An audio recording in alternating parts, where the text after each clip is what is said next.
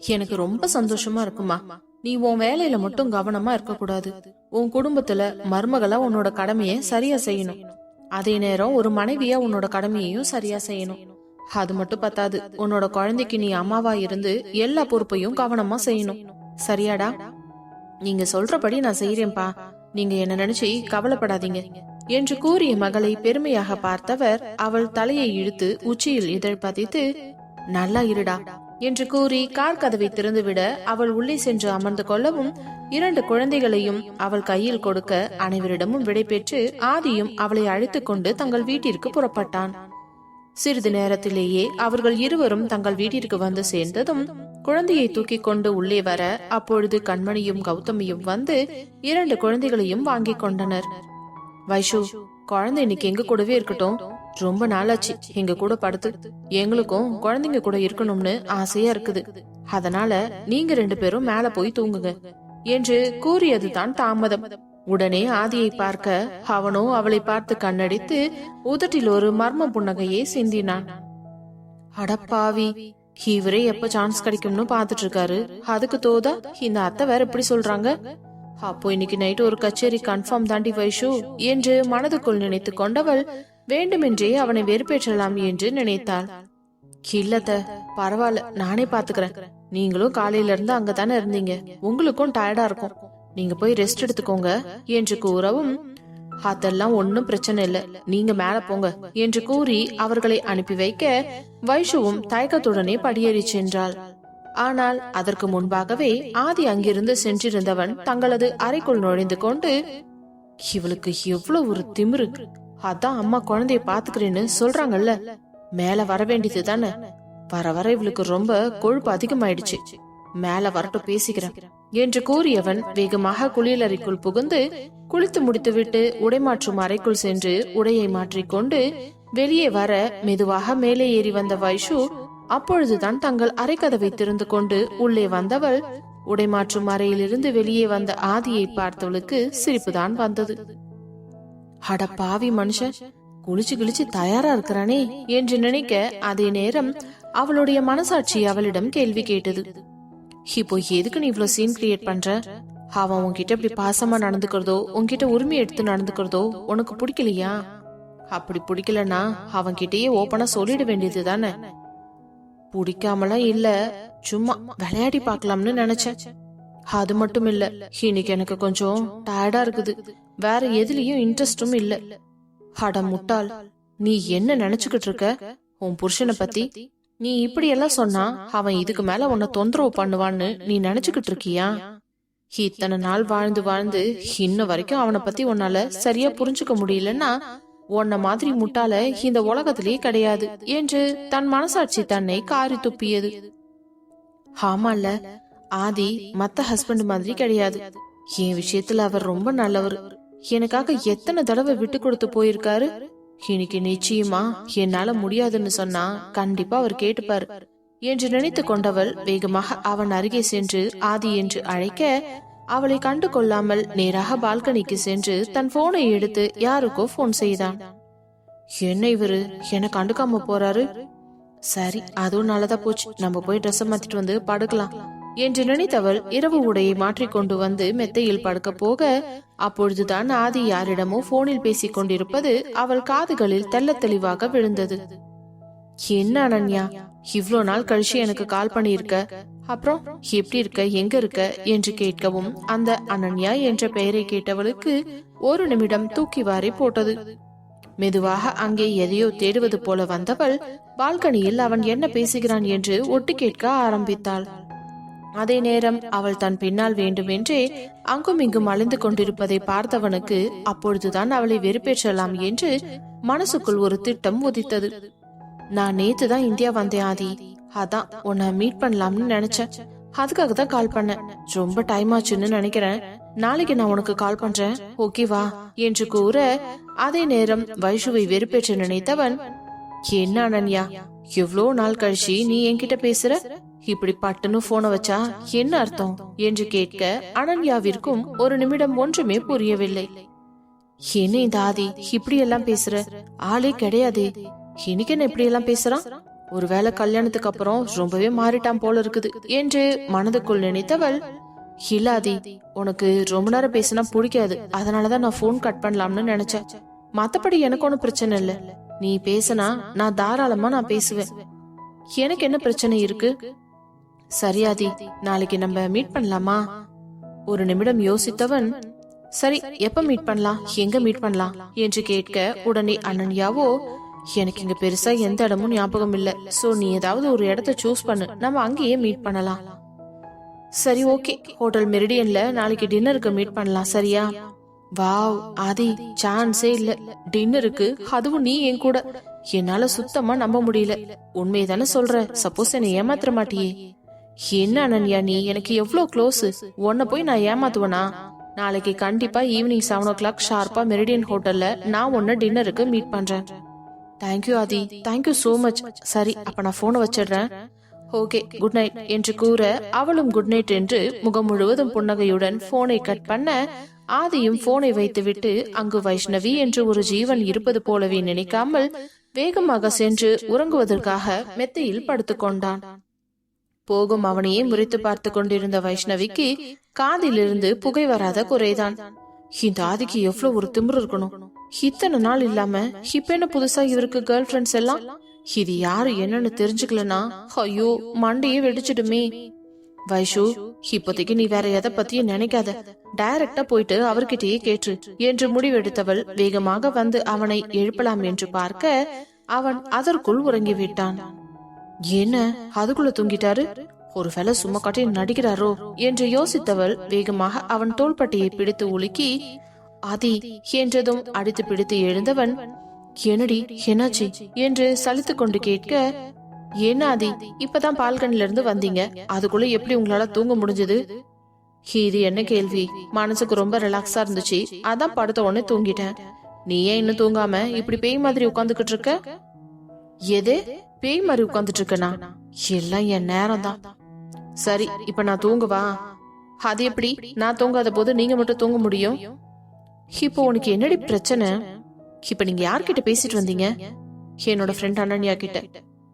எப்படி உங்களுக்கு அந்த பொண்ணு தெரியும்? என்னடி லூசுத்தனமா கேள்வி கேக்குற? என்னோட காலேஜ் மேட்டாவ. காலேஜ் மேட்டா? இவ்வளவு நாள் உங்க காலேஜ்ல நீங்க ஒன்னா படிச்ச யார பத்தியும் பேசினதே இல்லையே.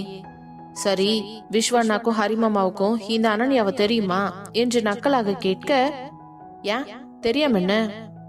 ஓ அப்படியா, சரி, இவ்வளவு நாள் இல்லாம திடீர்னு போன் பண்ணிருக்காளே, என்ன விஷயம்?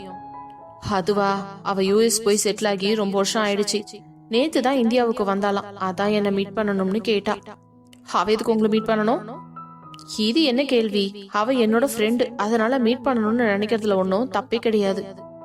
அதெல்லாம் சரி, ஆனா நீங்க மட்டும் தான் அவளுக்கு ஃப்ரெண்டா? அது என்ன உங்களை மட்டும் மீட் பண்ணணும்னு நினைக்கிறது? இப்போ உனக்கு என்ன தாண்டி பிரச்சனை என்று கேட்டவன், இங்க பாரு, நான் உன்னை டிஸ்டர்ப் பண்ண கூடாதுன்னு தான் அமைதியா படுத்து தூங்குறேன். ஆனா நீ தான் இப்ப வந்து என்ன டிஸ்டர்ப் பண்ணிக்கிட்டு இருக்க. சோ பிளீஸ், நாளைக்கு எனக்கு நிறைய வேலை இருக்கு, அதெல்லாம் முடிச்சிட்டு நான் டின்னருக்கு வேற போகணும். இப்போ எனக்கு தூக்கம் வருது, எனக்கு கொஞ்சம் தூங்க விடுறியா என்று கூறிவிட்டு மீண்டும் குப்புறப்படுத்திக் கொண்டான். அதை பார்த்த வைஷுவிற்கு வயிறெல்லாம் பற்றி கொண்டு வந்தது. இவருக்கு எவ்வளவு ஒரு தைரியம்! ஏன் முன்னாடியே அவ கூட டின்னருக்கு போறேன்னு இவ்ளோ தைரியமா சொல்றாரு? எங்க இருந்து இவருக்கு இவ்ளோ தைரியம் வந்துச்சு? இவருக்கு நான் அப்படி என்ன குறை வச்சேன்? இந்த ஆம்பளைங்களை எல்லாம் ஏன் தான் இப்படி இருக்காங்களோ தெரியல. கல்யாணமாகி ஒரு குழந்தை பிறக்கிற வரைக்கும் தான் பொண்டாட்டிய குட்டி போட்ட பூனை மாதிரி சுத்தி சுத்தி வருவாங்க. ஒரு குழந்தை மட்டும் பிறந்துருச்சுன்னா அவளை ஒரு மனுஷியா கூட மதிக்கிறது இல்ல. ஏன் தான் இவங்க எல்லாம் இப்படி கேவலமா இருக்காங்களோ தெரியல. இருந்தாலும் நாளைக்கு நைட் அந்த அனன்யாவை மீட் பண்றதுக்கு நான் விடவே மாட்டேன். அந்த அனன்யாவா இல்ல இந்த வைஷ்ணவியான்னு பாத்துடலாம் என்று மனதுக்குள் கங்கணம் கட்டி கொண்டவள் மெதுவாக சென்று மெத்தையில் படுத்து உறங்க தொடங்கினாள். அதே நேரம் மெதுவாக கண்விழித்து பார்த்த ஆதி வைஷ்ணவி நன்றாக உறங்குவதை பார்த்தவன், அடியை லூசு பொண்டாட்டி, நான் உன் பக்கத்துல வந்து உன்கிட்ட நெருங்க பார்த்தா நீ இன்னைக்கு என்னை விட்டு விலகி போற மாதிரி கிறுக்குத்தன்னை பண்ணல. அதே நான் வேற ஒரு பொண்ணுகிட்ட பேசுறேன்னு தெரிஞ்சதும் அது யாரு என்னன்னு வந்து நோண்டி நோண்டி கேக்கலனா உன் மண்டை வெடிச்சிடும் இல்ல. ஏன்தான் இந்த பொண்ணுங்கெல்லாம் ஒரே மாதிரி இருக்கீங்களோ? நீங்களும் பேச மாட்டீங்க, நாங்களும் வேற யார்கிட்டயும் பேசக்கூடாது. என்ன இது ஒரு அநியாயம்? ஆனா உனக்குள்ள இவ்ளோ பொசசிவ்னஸ் இருக்கும்னு எனக்கு இத்தனை நாளா தெரியாம போச்சு பாரு. இல்லனா வாண்டடா இந்த அனன்யாவை எப்பயோ நான் வர வச்சிருப்பேன். இப்போ ஒண்ணு தப்பி போல. இருடி, நாளையில இருந்து உன்னை எப்படி வச்சு செய்யறன்னு மட்டும் பாரு என்று அவளை பார்த்து சிரித்து கொண்டே மீண்டும் உறங்கிவிட்டான். அடுத்த நாள் காலை பொழுது ரம்யமாக விழுந்தது. தூக்கத்தில் இருந்த வைஷு மெதுவாக திரும்பி மெத்தையில் கை வைத்து பார்க்க அங்கே ஆதி இருப்பது போலவே தெரியவில்லை. பட்டென்று தூக்கத்திலிருந்து எழுந்தவள் கண்களை கசக்கி கொண்டு பார்க்க ட்ரெஸ்ஸிங் டேபிள் முன்னால் நின்று தன்னை அழகாக அலங்காரம் செய்து கொண்டிருந்தான். என்ன இவ்ளோ காலையில எழுந்து குளிச்சு எங்க கிளம்புறாரு? ஆபீஸ் போறதுக்கு இந்த மாதிரி ட்ரெஸ் எல்லாம் போட மாட்டாரே என்று யோசித்துக் கொண்டே இருந்தவள் ஆதி என்று அழைத்ததும் அவளை திரும்பி பார்க்காமலேயே சொல்லு என்று சலிப்பாக கூறினான். அதை கேட்டவளுக்கு எரிச்சல் தான் வந்தது. என்ன ஆதி, இவ்ளோ காலையில எங்க கிளம்பிட்டீங்க? ஆபீஸ்க்கு கூட இவ்ளோ சீக்கிரம் போக தேவையில்லையே.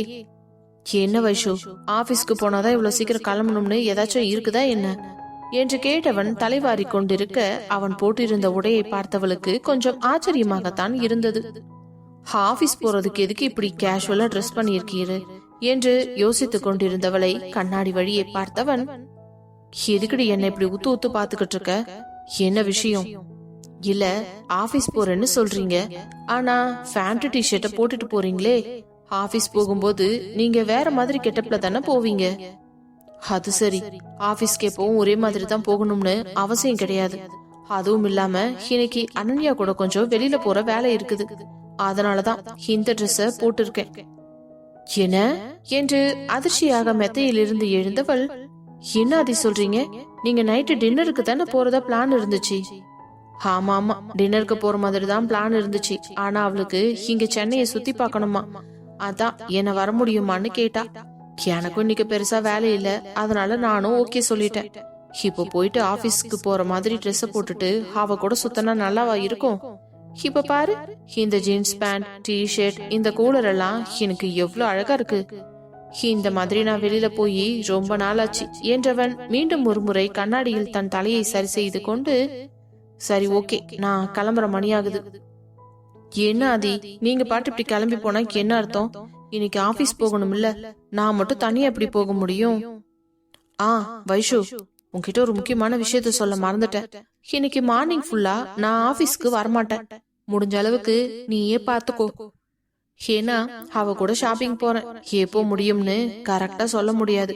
நீ எனக்காக வெயிட் பண்ணாத, சரியா? டிரைவர் கிட்ட சொல்லிட்டு போறேன், அவர் உன்னை கூட்டிட்டு போவாரு என்று கூறியவன் அங்கிருந்து நகர பார்க்க, என்ன ஆதி, இப்படி கொஞ்சம் கூட பொறுப்பே இல்லாம பேசுறீங்க?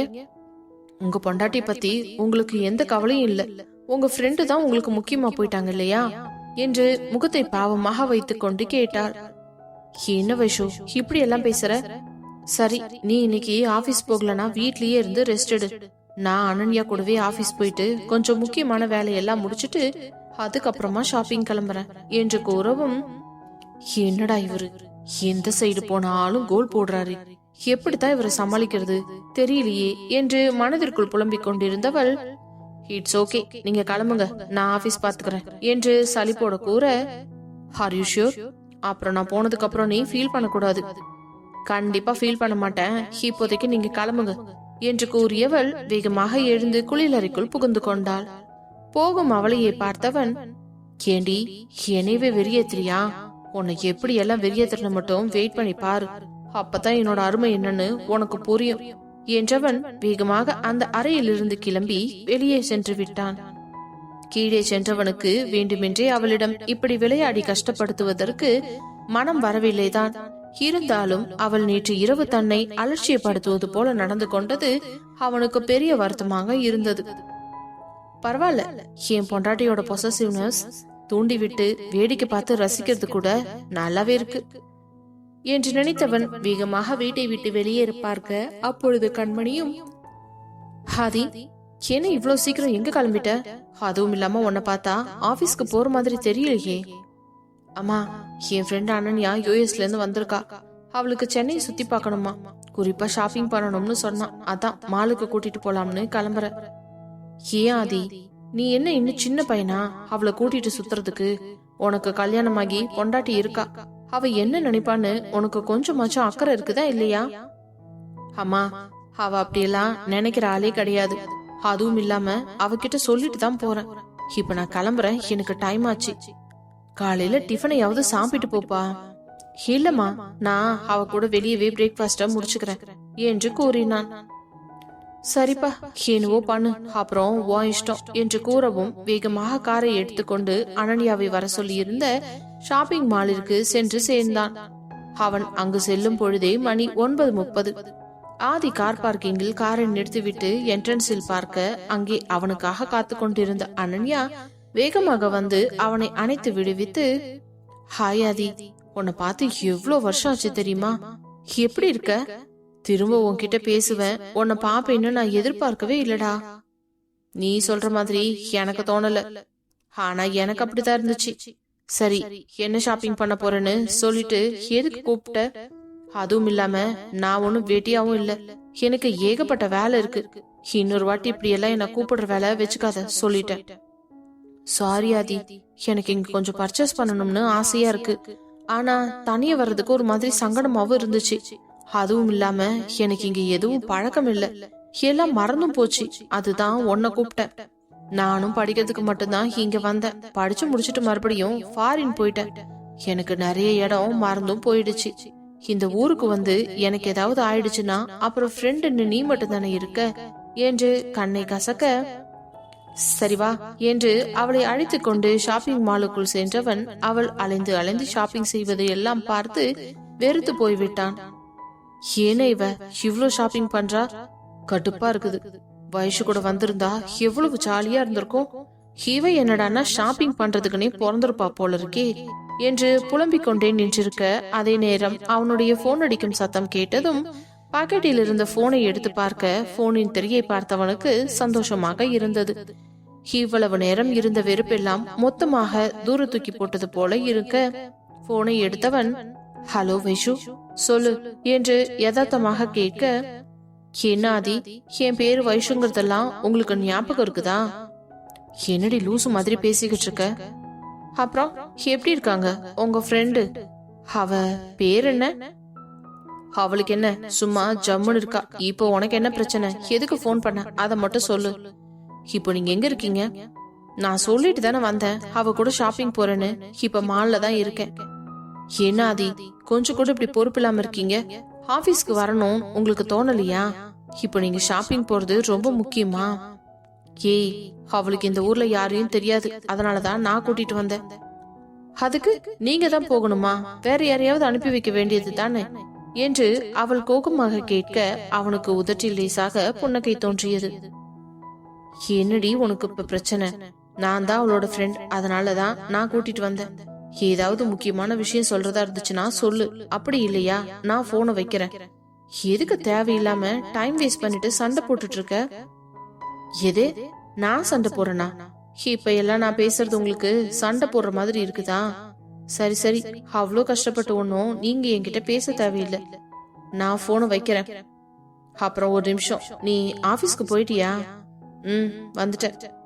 சரி, உனக்கு ஏதாவது டவுட் இருந்துச்சுன்னா பிரகாஷ் கிட்டயோ இல்ல ஹரி விஸ்வா கிட்டயோ கேளு. நான் இப்போ போனை வைக்கிறேன் என்று கட் செய்து விட, வைஷ்ணவிக்கு கண்கள் எல்லாம் லேசாக கலங்க ஆரம்பித்தது. இவருக்கு எவ்வளவு ஒரு கொழுப்பு! பொண்டாட்டி கிட்ட பேசுறதை விட ஃப்ரெண்டு கூட சேர்ந்து ஊர் சுத்துறது தான் ரொம்ப முக்கியமா போச்சு என்று புலம்பிக் கொண்டே இருந்தவள் தன் கண்ணீரை துடைத்துக் கொள்ள, அதே நேரம் அவர்களது அறைக்குள் நுழைந்த விஸ்வா, என்ன வைஷு, நீ மட்டும் தனியா உட்கார்ந்துட்டு இருக்க? ஆதி எங்க? அவர் இன்னும் வேலைக்கு வரலனா? என்ன சொல்ற?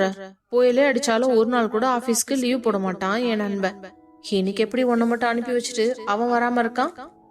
அப்படி கேளுங்க விஸ்வண்ணா, யாரோ அவரோட ஃப்ரெண்டா ஊர்ல இருந்து வந்திருக்காங்களாம். அவளுக்கு ஷாப்பிங் பண்றதுக்காக துணைக்கு போயிருக்காரு இவரு என்று சலித்து கொண்டு கூறினாள். என்ன, எங்களுக்கு தெரியாம அவனுக்கு யாரு புது ஃப்ரெண்டு? அதுவும் நீ சொல்றதெல்லாம் பார்த்தா அது ஒரு பொண்ணு மாதிரி இருக்குது. ஆமா அண்ணா, ஏதோ பேர் சொன்னாரே. அனன்யா என்றதும் விஸ்வாவின் கண்கள் ஆச்சரியமானது. என்ன, அனன்யா ஊர்ல இருந்து வந்திருக்காளா? அவ எப்ப யுஎஸ்ல இருந்து வந்தா என்று அதிர்ச்சியாக கேட்பதை பார்த்தவள், என்ன விஸ்வானா, எதுக்கு இவ்வளவு அதிர்ச்சியாகிறீங்க? சரி வைஷு, உனக்கு எப்படி தெரியும் எப்ப அவ ஊர்ல இருந்து வந்தா? எனக்கு எப்ப வந்தான்லாம் தெரியாது. நேத்து நைட்டு தான் ஃபோன் பண்ணி இவர்கிட்ட பேசிக்கிட்டு இருந்தா. இன்னைக்கு ஷாப்பிங் போகணும்னு கூட்டிட்டு போயிட்டா. ஆபீஸ்க்கு வர்றதை விட உங்க ஃப்ரெண்டுக்கு அவ கூட ஷாப்பிங் போறது தான் ரொம்ப முக்கியமா போச்சு என்று சலிப்புடன் கூறியவளை பார்த்த விஸ்வாவிற்கு சிரிப்புதான் வந்தது. இந்த பெண்களுக்கு இங்கிருந்து தான் இந்த மாதிரி பொறாம குணம் வருதோ தெரியல. இதத்தான் பொசசிவ்னு சொல்றாங்க போல. ஆனா இதை இப்படியே விடக்கூடாதே. இப்போ பார், இவங்க 2 பேரும் லவ் பண்ணிக்கிட்டே ஒண்ணு மண்ணுமா சுத்திக்கிட்டு இருந்தாங்கல்ல, அதுக்காக வச்சோம் ஏதாவது ஒரு 2-3 பிட்ட சேர்த்து போடணுமே என்று யோசித்தவன் மெதுவாக வைஷுவின் எதிரே உள்ள சேரில் வந்து அமர்ந்து, வைஷு, நீ இதையெல்லாம் நினைச்சு கவலைப்படாத சரியா? அப்புறம் உன்கிட்ட ஒரு முக்கியமான விஷயம் சொல்லணும். என்னன்னா, இந்த அனன்யா இருக்கால, காலேஜ் படிக்கும் போதுல இருந்தே நம்ம ஆதிய விரட்டி விரட்டி லவ் பண்ணான். ஆனா அவன் தான் எனக்கு உன் மேல பெருசா எந்த இன்ட்ரெஸ்டும் வரல, அதனால எனக்கு உன் மேல காதல் இல்லைன்னு சொல்லி ஒதுங்கிட்டான். அதுக்கப்புறம் எப்படியோ அவன்கிட்ட கெஞ்சி கூத்தாடி கடைசியில அவனோட ஃப்ரெண்டாவே இருக்கலாம்னு பர்மிஷனும் வாங்கிட்டான். அதுக்கப்புறம் 2 பேரும் நல்ல க்ளோஸ் ஃப்ரெண்ட்ஸா தான் இருக்காங்க ஆதிய பொறுத்த வரைக்கும். ஆனா அனன்யா மனசுக்குள்ள என்ன இருக்குதுன்னு எனக்கு தெரியாது. இத்தனை வருஷம் கழிச்சு என்ன திட்டத்துல அவ இங்க வந்திருக்கான்னு எனக்கு தெரியாது. இருந்தாலும் ஒரு அண்ணனா உன்னை எச்சரிக்க வேண்டியது என்னோட கடமை. ஆதிய உன் கண்ட்ரோல்ல வச்சுக்கோ. உன் கைப்பிடிலேயே வச்சிருக்க வரைக்கும் தான் அந்த அனன்யாவால ஆதி கிட்ட நெருங்க முடியாது. சொல்லிட்டேன், அவ்வளவுதான். இதுக்கப்புறம் உன் இஷ்டம். சரி, நான் போறேன் என்றவன் எழுந்து வெளியே செல்ல கதவை திறந்து கொண்டு மீண்டும் வைஷ்ணவியை பார்க்க அவள் முகம் முழுவதும் மிகவும் குழப்பமாக இருப்பதை பார்த்தவனுக்கு உள்ளுக்குள் ஒரு சின்ன மகிழ்ச்சி. சாரி வைஷு, சும்மா உன்கிட்ட விளையாண்டு பாக்குறேன், பிளீஸ் என்ன தப்பா நினைச்சுக்காத என்று கூறிவிட்டு வேகமாக வெளியே சென்றவன் ஆதிக்கு போன் செய்தான். போனை பார்த்ததும், இவன் எதுக்கு இப்ப போன் பண்றான்? சரி, ஆபீஸ் விஷயமா இருக்கும் என்று ஆன் செய்து காதில் வைத்த ஆதி ஹலோ என்றதும், எங்கடா இருக்க? நான் இங்க ஒரு கிளைண்ட மீட் பண்ண வந்திருக்கேன். என்ன விஷயம் சொல்லு. யாரு? அந்த அனன்யா தான் உன்னோட கிளைண்டா என்று நக்கலாக கேட்க ஆதிக்கு ஒரு நிமிடம் ஒன்றுமே புரியவில்லை. உனக்கு எப்படிடா தெரியும்? இப்பதான் வைஷுவை பார்த்தேன். வைஷு தான் கதையா சொல்லுச்சு. ஏடா இப்படி பண்ற? அந்த அனன்யா எப்ப ஊர்ல இருந்து வந்தா? எங்க யாருக்கிட்டையும் நீ சொல்லவே இல்ல. அதெல்லாம் எனக்கு தெரியாதுடா. அவதான் இந்த நேத்து நைட் எனக்கு போன் பண்ணி பேசினா. அதுவும் இல்லாம வைஷுக்கு எனக்கும் சின்னதா ஒரு மிஸ் அண்டர்ஸ்டாண்டிங். அவளை வெறுப்பேத்துறதுக்காகத்தான் இவளோட போனையே எடுத்து பேசின குத்தத்துக்கு இன்னைக்கு என்ன ஷாப்பிங் கூட்டிட்டு வந்து இப்படி அலைய வச்சிட்டு இருக்காடா என்றதும் வாய் விட்டு சிரித்தவன், உனக்கு எதுக்குடா இந்த தேவையில்லாத வேலை? நீ பேசாட்டிக்கு அமைதியா ஆபீஸ் கிளம்பி வந்திருக்க வேண்டியது தானே. என்னடா பண்றது, பொண்டாட்டிய வெறுப்பேத்தலாம்னு நினைச்சு கடைசியில இந்த புதக்குழியில நானே விழுந்துட்டேன் என்று சலிப்புடன் கூறியவன் பிறகு என்ன நினைத்தானோ தெரியவில்லை. விஸ்வாவிடம், டேய் விஸ்வா, அனன்யா எனக்கு லவ் ப்ரப்போஸ் பண்ணத வைஷு கிட்ட மட்டும் சொல்லிடாத என்றதும் அவனுக்கு பக்கென்று ஆகிவிட்டது. இருந்தாலும் சமாளித்துக் கொண்டு, சேச்ச, நான் ஏண்டா இதெல்லாம் சொல்ல போறேன். சரி, எனக்கு கொஞ்சம் வேலை இருக்கு, நான் இப்ப போனை வைக்கிறேன் என்று விஸ்வா வாண்டடாக போனை கட் செய்து விட்டு, ஐயோ, தெரியாம சொந்த செலவுல சூனியம் வச்சுட்டனே. இந்த விஷயம் மட்டும் ஆதிக்கு தெரிஞ்சது என் கழுத்தை நெரிச்சு கொண்டு போட்டுருவான். கடவுளே, இதுக்கப்புறம் எதுவும் ஏடா கூடமா நடக்காம இருக்கணும் என்று மனதார வேண்டிக் கொண்டவன் பிறகு வேலைகளில் மூழ்கிவிட்டான். அதே நேரம் ஷாப்பிங் முடித்தவர்கள் வேகமாக கிளம்பி ஒரு ரெஸ்டாரண்டிற்கு சென்று சாப்பிட தொடங்க, அப்பொழுது அனன்யா அவனிடம், ஆதி, நீ காலேஜ் படிக்கும் போது எப்படி இருந்தியோ அப்படியேதான் இப்பவும் இருக்க. அப்படியா? ஆனா உன்கிட்ட நிறைய சேஞ்சஸ் இருக்கு. நீ காலேஜ் படிக்கும் போது இருந்த மாதிரி இப்ப இல்ல. ரொம்ப மாடர்னா மாறி போயிட்ட மாதிரி இருக்குது. மேபி இருக்கலாம், நான் இருக்கிற கண்ட்ரி அந்த மாதிரி. சரி, அப்புறம் உன்னோட லைஃப் எப்படி போயிட்டு இருக்கு? எனக்கு என்ன, என் லைஃப் ரொம்ப நல்லாவே போயிட்டு இருக்கு. அப்படியா? உனக்கு தான் இந்த காதல் கல்யாணனாலே பிடிக்காதே, அப்புறம் எப்படி உன்னோட லைஃப் நல்லா போகும்? அவனுக்கு திருமணமான விஷயம் தெரிந்தே தெரியாதது போல கேட்டாள். இந்நேரத்துக்கு நீ என்ன கல்யாணம் பண்ணியிருந்தனா நம்ம 2 பேரும் சேர்ந்து சந்தோஷமா வாழ்ந்திருக்கலாம். Ananya, just stop it. தேவையில்லாம பேசாத. எப்போ நீ எனக்கு ப்ரப்போஸ் பண்ணியோ அப்பவே நானும் சொல்லிட்டேன். அன்னையில இருந்து இன்ன வரைக்கும் நான் உன்னை ஃப்ரெண்டா மட்டும் தான் நினைச்சிட்டு இருக்கேன். உன்னால என் கூட ஃப்ரெண்டா பழக முடிஞ்சா மட்டும் பழகு, இல்லனா இப்பவே நம்ம இந்த கான்வர்சேஷன் ஸ்டாப் பண்ணிட்டு கிளம்பி போயிடலாம் என்றதும் அவளுக்கு பக்கென்று ஆகிவிட்டது. இல்லாதி, நான் என்னைக்குமே உன்னை ஒரு ஃப்ரெண்டா மட்டும் தான் பாக்குறேன். அது சரி, ஏன் உனக்கு இவ்ளோ கோவம் வருது? அதெல்லாம் ஒண்ணும் இல்ல. அப்புறம் உன்கிட்ட ஒரு முக்கியமான விஷயம் சொல்லணும். சொல்லு ஆதி என்று சந்தோஷமாக சிரித்து கொண்டே கேட்க, எனக்கு மேரேஜ் ஆயிடுச்சு. என்னோட மனைவி பேரு வைஷ்ணவி. எங்களுக்கு 2 பசங்க இருக்காங்க என்று கூற அனன்யாவிற்கு தன் காதுகளையே நம்ப முடியவில்லை. இவன் வேண்டுமென்றே தன்னை வெறுப்பேற்றுவதாக சொல்கிறானோ என்று கூட ஒரு நிமிடம் யோசித்துக் கொண்டிருந்தாள். என்னாதி விளையாடுறியா? உனக்குதான் கல்யாணம் பண்ணிக்க பிடிக்காது இல்ல? வேற 2 குழந்தை வேற இருக்குதா? இதெல்லாம் நம்புற மாதிரியா இருக்கு? இங்க பாரு, நீ நம்பினா நம்பு, நம்பாட்டி போ. நான் சொல்ல வேண்டியது என்னோட கடமை, சொல்லிட்டேன். எனக்கு கல்யாணம் ஆயிடுச்சு. என்னோட மனைவி வைஷு. அவளை தான் நான் ரொம்ப லவ் பண்றேன். அப்புறம் எனக்கு ட்வின்ஸ் பேபி இருக்காங்க. சோ இதுக்கு மேல உன் மனசுல ஏதாவது தப்பான எண்ணம் இருந்துச்சுன்னா அதையெல்லாம் தூக்கி போட்டுக்கிட்டு ஒழுங்கா என் ஃப்ரெண்டா இருந்தா மட்டும் என் கூட பேசி கண்டினியூ பண்ணு. இல்லையா இப்படியே வந்த வழியை பார்த்துட்டு கிளம்பு என்று மூன்றால் அடிப்பது போல சொன்னதும் அனன்யாவிற்கு என்ன செய்வது என்று தெரியவில்லை. அதே நேரம் அவன் சொல்வதை உண்மை என்றும் அவளால் நம்ப முடியவில்லை. இதை வேறு யாரிடமாவது கேட்டு உறுதிப்படுத்திக் கொள்ள வேண்டும் என்று நினைத்தவள், சரியாதி, நான் இனிமே இதை பத்தி பேச மாட்டேன். அப்புறம் உன்னோட ஒய்ஃப் பசங்க எல்லாம் எப்படி இருக்காங்க? அவங்களுக்கு என்ன, நல்லா இருக்காங்க.